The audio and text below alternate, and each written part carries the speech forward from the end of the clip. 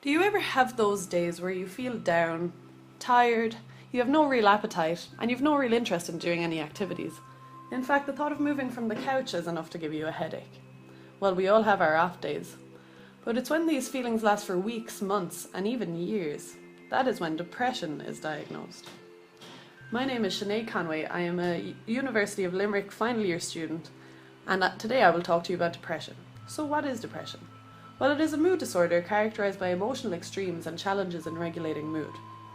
300,000 Irish people suffer from this disorder every year, with 10,000 hospitalised. It is officially diagnosed when a person exhibits at least 5 signs of depression for more than 2 weeks. These include depressed mood, appetite loss, too much or too little sleep, and feelings of worthlessness.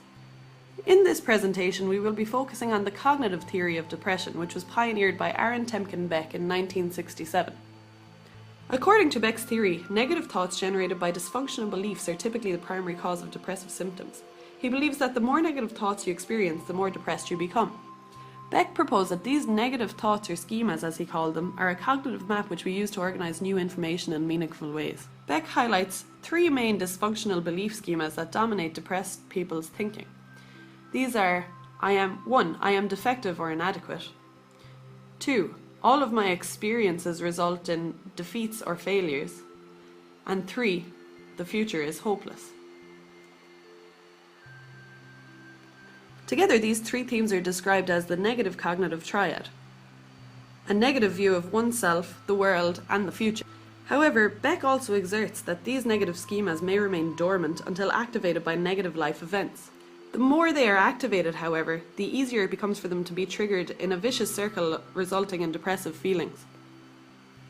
With the activation of these negative schemas, the depressive individual experiences negative automatic thoughts, reality distortion, exaggerating or minimizing the severity of an event, along with other negative cognitive products.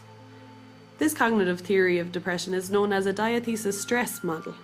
This type of model attempts to explain behaviour as a predispositional vulnerability together with stress from life experiences. Without the occurrence of negative events, individuals who possess depressive schemata are no more likely to become depressed than individuals who do not possess such schemata. Beck's theory of depression has received strong support in adult populations, but there are few research studies that examine whether this model can also explain the onset of depressive symptoms in younger populations. In 2003, Abela and Sullivan conducted a research study titled A Test of Beck's Cognitive Diathesis Stress Theory of Depression in Early Adolescence. 78 girls and 106 boys took part in the study. The average age of children was 12 years and 10 months. The experiment involved 2 stages. At stage 1, children completed measures assessing dysfunctional attitudes and depressive symptoms. 6 weeks later, at stage 2, they completed measures assessing depressive symptoms and the occurrence of negative events. The aim of the study was to identify whether negative schemas and dysfunctional thinking in children identified in stage 1 would be a predictor of depressive symptoms at stage 2, if a negative event occurred.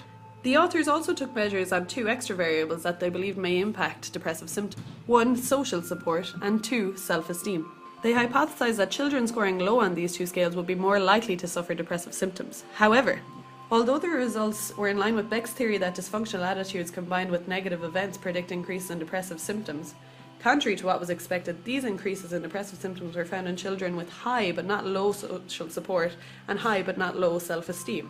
So what could this mean? There are several possibilities for this. It is evident from the results that dysfunctional attitudes can predict depressive symptoms when coupled with high self-esteem and social support. This could mean that negative schemata are not yet consolidated in younger populations, rather they are still developing. The implications of these findings are evident, as if we can understand the consolidation of negative schema in adolescence, we may attempt to prevent it, thus lowering chances of depression in adulthood. Another implication relates to the findings that children with high social support and self-esteem are most vulnerable to depressive symptoms. This could be as a result of children scoring low in these categories having chronic negative views of the world regardless of the occurrence of a negative event. These findings imply that confident and supported children have a greater chance of falling into depressive states.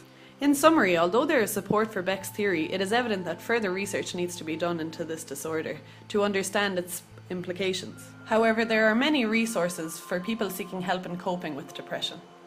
Thank you very much for listening. I hope you enjoyed the presentation.